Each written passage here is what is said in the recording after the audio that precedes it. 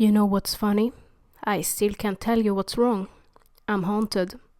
There's been a man standing on the sidewalk opposite our house, staring right at us, for a year and a half, and I physically can't think or speak the words that might describe what's wrong with that.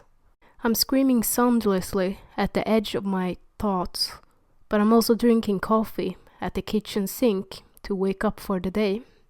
One of my roommates zombie shuffles by his pajamas, opens the fridge, and stares at the food inside. He makes no motion for a long moment, an action which any outside observer would attribute to the lack of bacon in the bottom right drawer. But he and I both knew what this heavy pause is really about. I'm looking out the window, and he's looking at the empty fridge, but a question is passing between us. I answer in the affirmative by doing nothing. Yes, he's still there. If the man staring back at me from the sidewalk opposite our house was not still there, I would say something. I would say anything meaningful at all. Getting colder out, I say casually, looking up at the sky. My roommate grunts. It's just a comment about the weather, and yet, as the most we can possibly bring ourselves to speak on the subject, it means everything. Last winter, the cold never came. It was the warmest on record for our area, and the man on the sidewalk did not die. Last winter we were rooting for him to survive. Sometimes I wonder whether he truly did. Coffee's done, so I have to move on. It's uncomfortable, but I have to walk past his hate-filled gaze to get to my car. Because my roommates have the garage this month. Jackets on, laptop swung over my shoulder, no more delays. Inside my own front door I take a deep breath.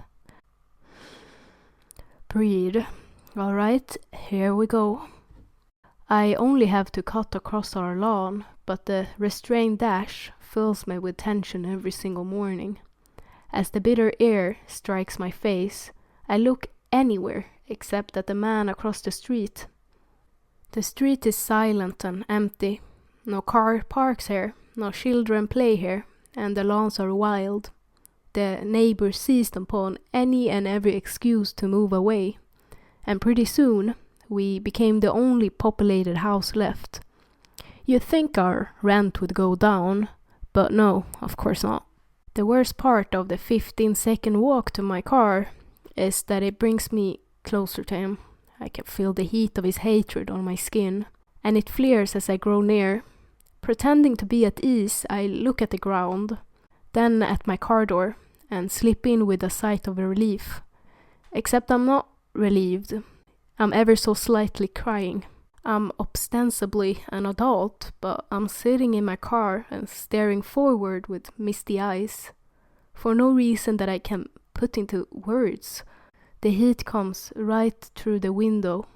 Shutting the door didn't help. Sometimes the pressure inside my chest reaches a point where it feels on edge of bursting. I'm about to scream it. I'm about to say the words, but I can't. My skin prickles painfully as the fire instead backdraft through my arteries. As I force myself to turn the car on and drive away, I struggle with it yet again during my daily commute. He's just a man. His name is Ross. He's absurd, really. He's wearing a tattered blue bathrobe that's been shredded by the elements over the past year and a half. His hair is wild, and his skin is sun-touched towards leather, living on worms, birds that stray too close, and the insects that call his body home. He's basically a crazy homeless man, except he's not homeless. Beyond the 6-foot-tall grass, that's his house behind him. Still, technically, because nobody will buy it. That's the one horrific question that everyone else usually asks, just before they stop caring and leave. Why doesn't he just go inside? But I refuse to ask that question. If it were that simple, don't you think he'd Don't you think we'd... Stopped at the red light, I gestured forward in frustration with both hands, trying to grasp the rest to make a point to nobody. But the words refused to form together. They slipped past one another, slamming into the sides of my brains instead of linking together to make an idea. To my right, a frazzled and dirty woman stands on the corner. I look her way, and she looks back at me, somewhat surprised that I'm acknowledging her. Is she like Ross also? No, she takes a few steps forward, about to ask for some money. And I jumped the gun, a little bit on the red light to avoid the awkward situation I caused. The funny thing is, I see it coming, but I'm more afraid of one danger than another, and I misjudge the gap. A dark blue truck slams into the passenger side of my car. I walk the rest of the way to work, blinking and looking at my hands virtually the entire time. Something was different, but I couldn't put my fingers on it. I kept touching the upper left corner of my forehead, too, but the phantom warmth there never turned out to be blood. I wasn't injured, as far as I could tell. Nobody noticed anything wrong, either. As I entered my office 20 minutes late and sat at my computer, nobody had noticed my absence, really. Before this situation with Ross, I had spent every morning in terror of being late, but that just seemed small and absurd now. The overhead lights flickered, and I briefly glanced up. "Hey man," the co-worker to my right said, swiveling my way and leaning in with conspiratorial eyes. "Did you hear about the building across the street that burned down last night?" Momentarily surprised, I swiveled my own chair to glance out the window behind us. But there was nothing to see. Perhaps he meant a different building? I swung back to ask him to clarify, but he was already leaning towards the guy to his right to spread the word. And it didn't really matter anyway. I got up to get coffee from the break room, and the nice secretary lady, a few cubicles down from mine, asked as I passed, "Saw you walk up to the building, everything's alright?" "Car accident," I said with a grimace, making sure to keep moving so she didn't ask any further details. She didn't try. In the break room, that one older guy from sales stood about a foot from the wall, facing it. Reflectively, I said, but he didn't acknowledge me. Okay, maybe he was thinking about something. Sliding past, I poured some coffee into a mug and headed for the door, except at the exit, where once I would have been bolted to avoid someone acting strangely, I turned and watched him instead. Was he like Ross? This hunting wasn't going to end on its own. I understood that now. Maybe this older guy from sales was just tuned out. Maybe he was listening to something. Focusing on my ears, I could suddenly hear the drooling constant sigh of the building's air conditioning. It had always been there, but I blocked it out for exactly that reason. If you had asked me before that moment, I would not have been able to tell you if the air conditioning was audible in my building. It sort of clanked, by a way of turning off. Whoa! It was actually rather loud now that I was aware of it, making me wonder how I never noticed it before. And the older guy from sales turned and walked away without even acknowledging me. Okay. I looked to my right and saw that a guy in a cubicle several rows down had stopped his work to watch me and wondered what I was doing. He turned away in a hurry, and I finally stopped standing in the break room door. Something was wrong. As I sat at my computer that morning, I could finally face that first, vaguest level of fact. Something was wrong. That barest acknowledgement had been eluding me for the last year and a half, and my heart began to race as I repeated that realization to myself over and over. It was like a birthday, a promotion, and a Christmas all in one. Something was wrong. Elated and terrified energy coursed under my ribcage as my hunting finally took a step forward, no matter how slight of a step it might actually have been. The feeling had always been there, agonizing and terrifying everyone in my neighborhood, but now I could finally consciously think that to myself, that something was wrong. But what? Swiveling this way and that ever so casually, I peered around my office. I saw my boss 2 aisles over and got up to go and talk to him about my car. He glanced my way and definitely saw me, but he quietly acted as if someone had called him from a particular direction around the corner, and he hurried away.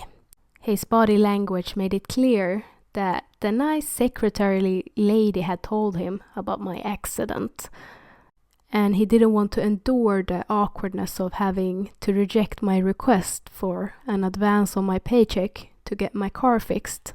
The air conditioner clunked loudly off, and it occurred to me that I hadn't noticed it coming back on.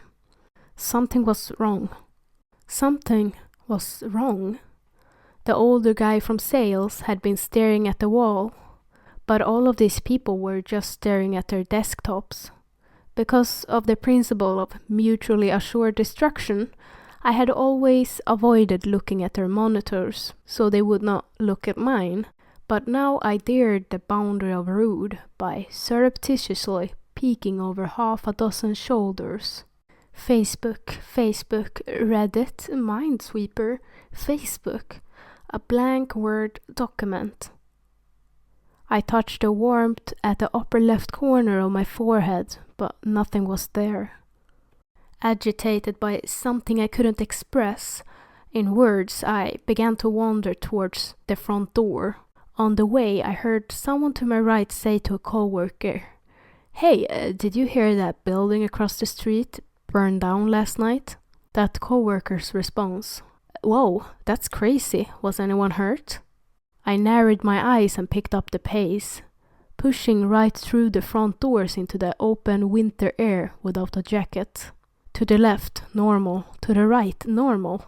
Passing the sleek red Lamborghini my boss always drove, I took a walk around the office, and then I crossed the street and circled the block under a grey sky. I found no trace of the supposed burned-down building. People had definitely been telling each other a building had burned down, so where was it? It seemed ridiculous that people would be telling each other that without anyone ever actually checking outside to see if it was true. On the way home, walking without a jacket and yet oddly warm, I listened to the conversations of other pedestrians instead of politely ignoring them like usual. At the corner, while waiting to cross, one woman said to another, "Did you know there's a second moon we never seen?" Her friend replied, "What? Seriously? Where?" "It's been on the other side the whole time. If you were in New Zealand, well, that's the moon they see. And they have never seen our moon." "That's incredible." To this, I accidentally said out loud, "What the fuck is happening?" Both women glared at me, held themselves a little closer, and then hurried away. It then occurred to me that the 3 of us had been waiting for crossing signals at the intersection with no traffic. I decided to throw caution to the wind and cross the road without waiting. But I still felt a little weird about it. There were no cars, I made it safely, but there were no cars. As I carried on, the woman continued to glance warily at me from a distance, while they waited dutifully for the next crossing signal. I couldn't help but wonder if there was something wrong with my head. If there were something wrong with my thoughts, then maybe, just maybe, I could finally do something about my hauntings. As much as it dominated that particular spot on the sidewalk, the spectre in my neighborhood also had a home in the impossibility of words to convey its nature. If my words weren't working right, then perhaps new avenues were open. I probably needed to go to the hospital for a concussion or something. But before I did that, I had to reach Ross. Uber. Yes, that was genius. Using my phone, I summoned an Uber. No sense in walking in the cold, right? In 3 minutes flat, I was hopping into the back seat of an unfamiliar car, driven by a stranger who had surely been vetted by somebody somewhere. On any other day, I would have hoped for silence, but today I welcomed it when the driver began to talk. Something about this was crucial for my coming interaction with Roos. "You local?" he asked. "Nope," I lied for some reason, going with it after a brief pause, because I couldn't see myself talking my way out of it. I continued, "I just landed. I'm from New Zealand." "Oh, that's cool, man. How do you like our moon compared to yours?" I just sat and stared at the back of his head for a moment. He glanced at me in the rear view mirror. "Finally," I said. "Yours bigger, I guess." "That's what they all say." He touched the radio, rolling it louder. "You mind?" I shook my head, then tapped the warmth above my left eye, still finding no blood. The radio began radiating complete nonsense. There were words there, yes, but they formed either no coherent ideas or the ideas were the opposite of basic reality. I watched as the taxi driver nodded along with what amounted to the ravings of a madman. I finally remembered the frontal cortex behind the left eye. That's where language is processed. Had I somehow damaged my Broca's area? I knew all about it because of an old episode of a science fiction show that dealt with a virus that had affected the Broca's area. Was that right? No, wait. If it was damaged, I should have been able to understand language, but not speak it. Instead, it seemed to be afflicted the other way around. The driver pulled up to the end of my street. "Sorry, man. This is as far as I go." I understood. Nobody ever went down our street anymore. I hadn't even brought my laptop bag. It felt weird to walk down my street without my jacket or laptop bag. It hadn't been weird before, but now Ross was staring at me from the other end of the block, and he was probably wondering what I was doing home so early without my things. Stopping firmly on the pavement about 5 feet away from him, I finally looked him in the eyes for the first time in a year. He was still there, underneath all the wild hair, ragged blue tatters, and burnt skin. His eyes still held his essence. He had, in fact, survived the last winter. I glanced down. His toes were black. He coughed gruffly, and then said, "What do you want, asshole?" His hatred for us had kept him going all this time. I always known that. I always known that if we, too, had moved away, he would have been left her completely alone, and then he truly would have died. The neighborhood, as it had existed back then, had tried so many things. Nothing had worked, but now I could actually admit there was something wrong. "Russ, why don't you come over to our house for a bit?" "I don't want to," he lied, pained all the more for his inability to talk about it. I tried again. "Want to go for a walk?" "Too cold. I'd rather stay here." He lied again, his expression agonized.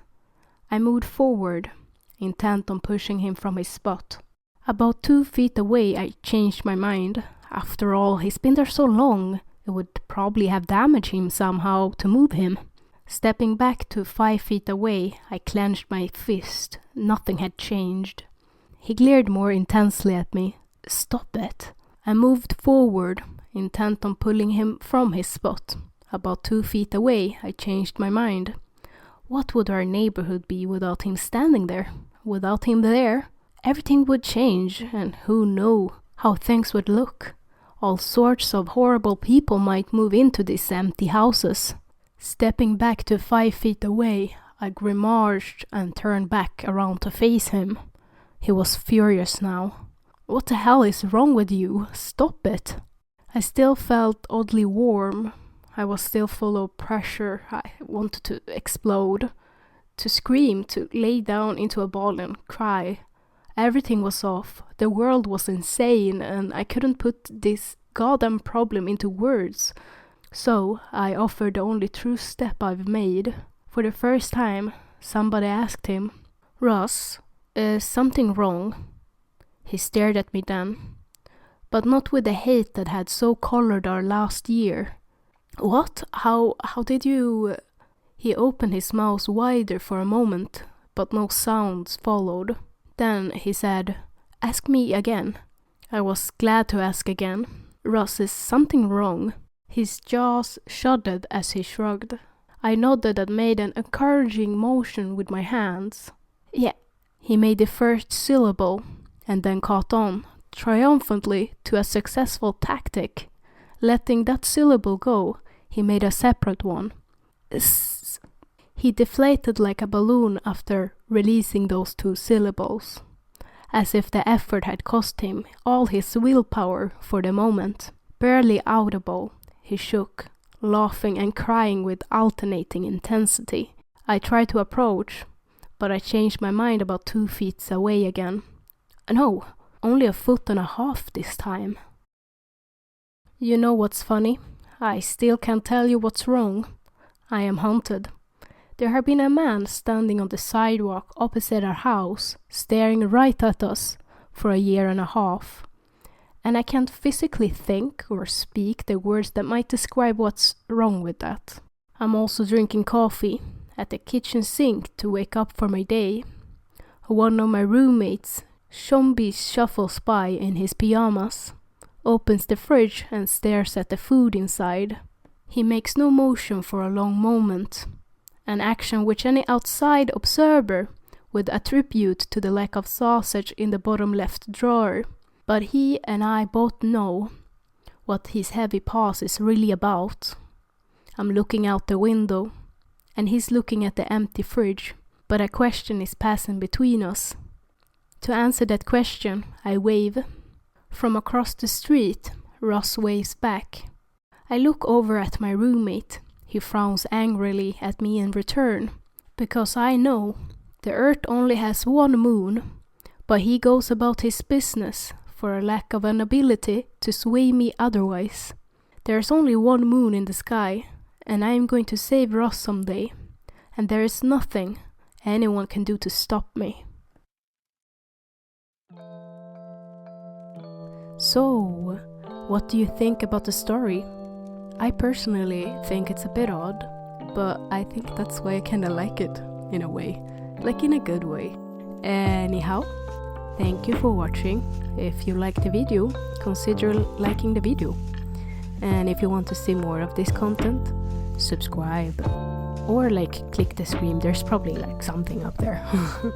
For now, bye bye.